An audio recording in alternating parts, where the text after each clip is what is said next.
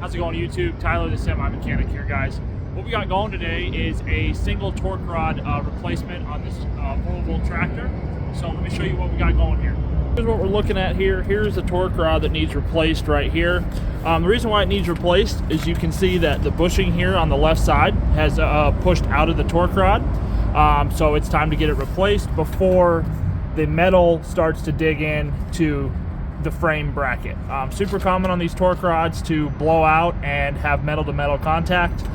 So we're trying to get ahead of that, and since the bushing's blown out, we're going to replace it. Here's what the new one looks like. See how the bushing is even on both sides.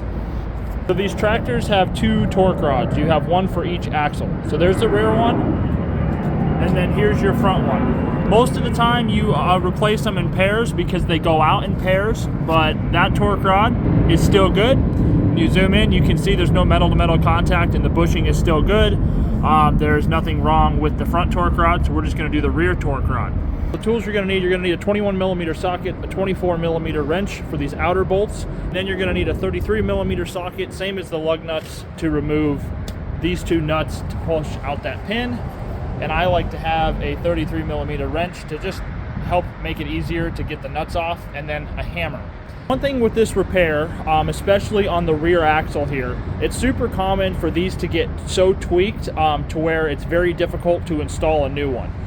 So how you'll be able to tell is if this bolt, the easier that this bolt comes out, the easier this job is going to be. If this bolt comes out crooked or hard, what's going to happen when you go to install the new one, it's not going to line up. So when that happens, it gets very interesting to what you have to do to try to make it line up. So hopefully that doesn't happen. Hopefully this one goes smoothly, and this will be a quick, it only takes about 5 to 10 minutes to do this.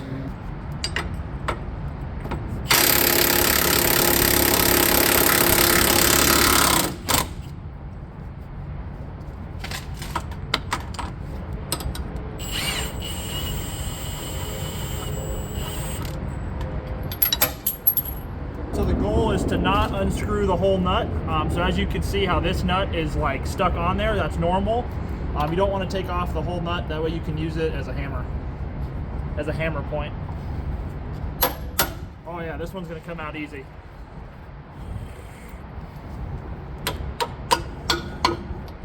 That one came out stupid easy, that's good.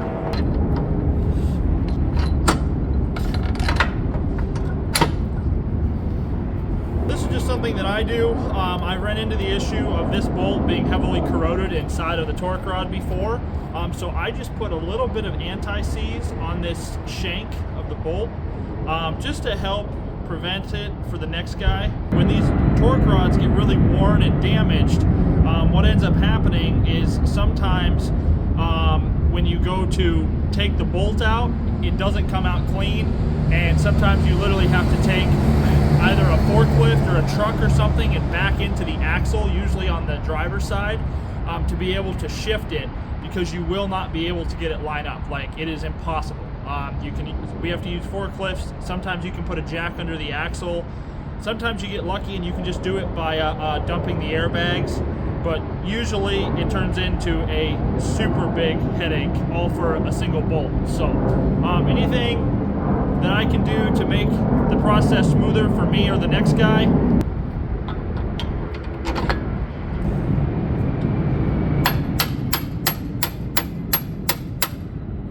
Bolt staged in there, so it won't go in as you just saw. So now I'm gonna have to tighten these bolts over here, and hopefully it'll pull it enough and it'll line up perfectly.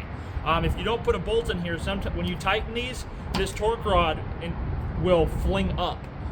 So you need to have something over here to hold it. So it's kind of a game of give and take on both sides to get everything in. So you just have to use finesse.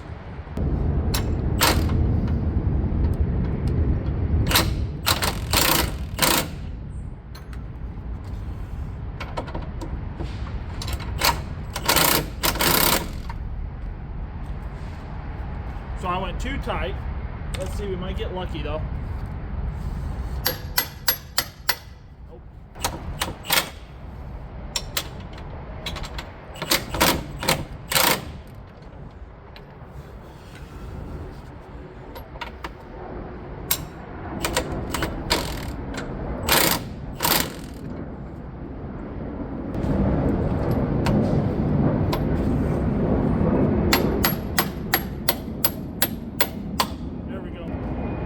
Thankfully, it wasn't too misaligned. It was very, very minuscule, like maybe like a millimeter or two, which caused me a problem. But guys, sometimes it is literally offset as much of, I've seen it as much as 1/4 of an inch.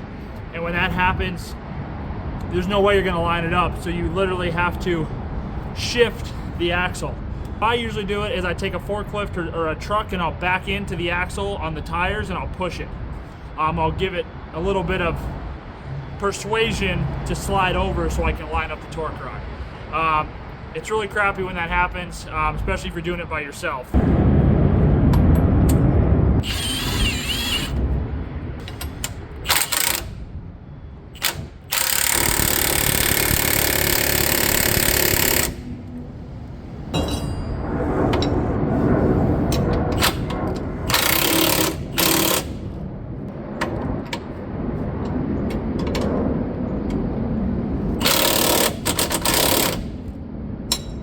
Alright guys, that's going to sum this video up.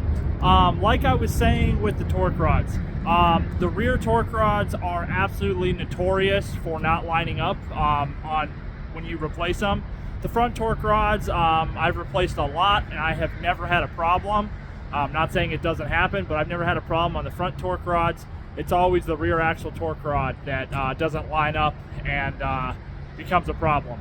I would say probably about half of them don't line up, and of that half, about half of that is a really, really bad time. So, but most of the time, guys, the more you do it, the easier it gets, the more you kind of figure out what to do to help you, and sometimes there's nothing you can do besides use force to move the axle where you need it. That's just what you have to do sometimes. So anyways, guys, thank you again for watching. That's going to sum this video up. If you enjoyed this video, please shoot me a like and a subscribe. If you have any comments or questions, please don't hesitate to throw them in the comment section, and stay tuned for more content. Thank you, guys.